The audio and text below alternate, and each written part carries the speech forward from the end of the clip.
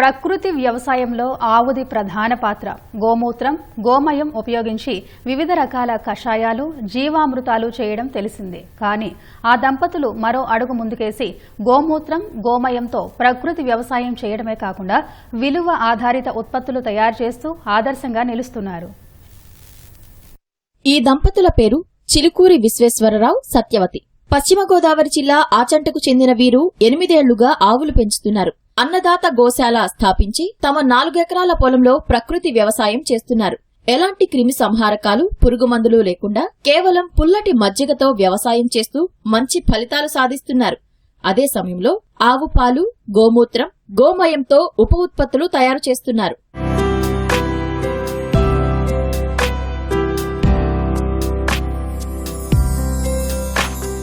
అంతరించిపోతున్న ఆవు పిడకల సంస్కృతిని భావితరాలకు తెలియజేయాలనే ఉద్దేశంతో భోగి పిడకలు తయారు చేశారు. ఇందుకోసం ఆవు పేడను జాగ్రత్తగా సేకరించి మలినాలు లేకుండా చేసి కాళ్లతో తొక్కి మెత్తగా చేశారు. తర్వాత ఒక అచ్చుతో అన్నీ ఒకే సైజు, ఆకృతిలో ఉండేలా తయారు చేశారు. హోమాలలో ఉపయోగించే పిడకలు కూడా తయారు చేస్తున్నారు. అంతటితో ఆపేయకుండా పిడకలను ప్రత్యేకంగా కాల్చి వాటిని యంత్రంతో పొడి చేసి లవంగాల పొడి, కళ్లుప్పు వేసి పళ్ల పొడి ఉత్పత్తి చేస్తున్నారు. విభూది కూడా తయారు చేసి విక్రయిస్తున్నారు. వీళ్ళు కేవలం పొలం మజ్జిగి, ఇలాగే ఆవు పేడతోటి పిడకలు, ఆవు పేడతోటి బూడిద చేసింది పళ్ళ పొడి కింద ఇవన్నీ చేస్తున్నారు. నేను కూడా అదే వాడుతున్నాను. మా ఆవులతోటి, ఒంగోలు ఆవులతోటి చేసిన పిడకల్ని బూడిద చేసినప్పుడు దాంట్లో కొద్దిగా లాంగ్ పొడి గాని, కొద్దిగా సాల్ట్ గాని కలిపి చేస్తున్నాం. అది వాడుతున్న తర్వాత పళ్ళలోంచి రక్తం రావడం గాని, పళ్ళు వాసన రావడం గాని ఏమి ఉండలేదు. చాలా బాగుంటుంది. దాన్ని బట్టి అందరూ కూడా వాడుతున్నారండి. చిలుకూరి విశ్వేశ్వరరావు గారు, సత్యవతి గారు ఇలాంటి వాళ్ళు అందరూ కూడా ముందుకొచ్చి దీన్ని ఆవు మూత్రంతో మళ్ళీ అన్నిటితోటి పంచకవ్యం తయారు చేసి వేప కుందులు కూడా చేస్తారు ఆవు పేడతోటి. ఆవు పాలను గతంలో పాల సేకరణ కేంద్రాలకు విక్రయించేవారు. చాలా తక్కువ ఆదాయం వస్తుండటాన్ని గమనించి 5 ఏళ్లుగా పాల నుంచి ఉప ఉత్పత్తులు తయారు చేయడం మొదలుపెట్టారు.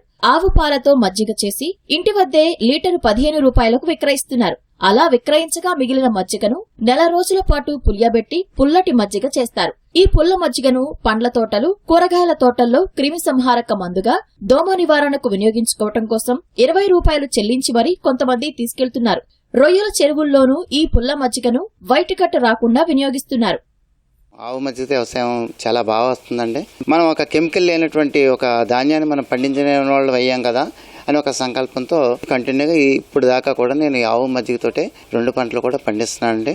ఈ ఆవు మజ్జిగ ఒక వరికే కాదండి, నా దగ్గర మా నుంచి మజ్జిగ చాలా మంది రకరకాలుగా పట్టుకెళ్లారండి. నిమ్మ తోటలకు పట్టుకెళ్లారండి, కోకో తోటలకు పట్టుకెళ్లారు, వంగ తోటలకు పట్టుకెళ్లారు, బెండ తోటలకు పట్టుకెళ్లారు. కాయగూరలు అన్ని రకాల వాటి మీద కూడా వాళ్ళు ఇచ్చేయడం జరిగిందండి.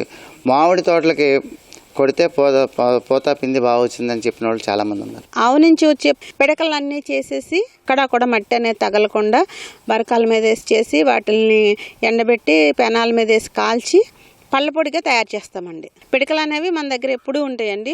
ఇవి కాకుండా మనం భోగికి పిడకలు చేస్తామండి, ధూపానికి ఇస్తాము. తర్వాత ఇటీవల కాలంలో చైతన్యం వచ్చి హోమాలకు కూడా తీసుకెళ్తున్నారండి. చిన్న పిడకలు అయితే 3 రూపాయలు అండి, పెద్దవి అయితే 5 రూపాయలు అండి. పళ్ళ పొడి వచ్చేసి కిలో 800 అండి. ఇవి కూడా మేము కొరియర్ ఇస్తున్నామండి. కిలోల లెక్కన కొంతమంది అంటే దీని మీద అవగాహన ఉన్న వాళ్ళు అమెరికాలో కూడా తీసుకెళ్తున్నారండి.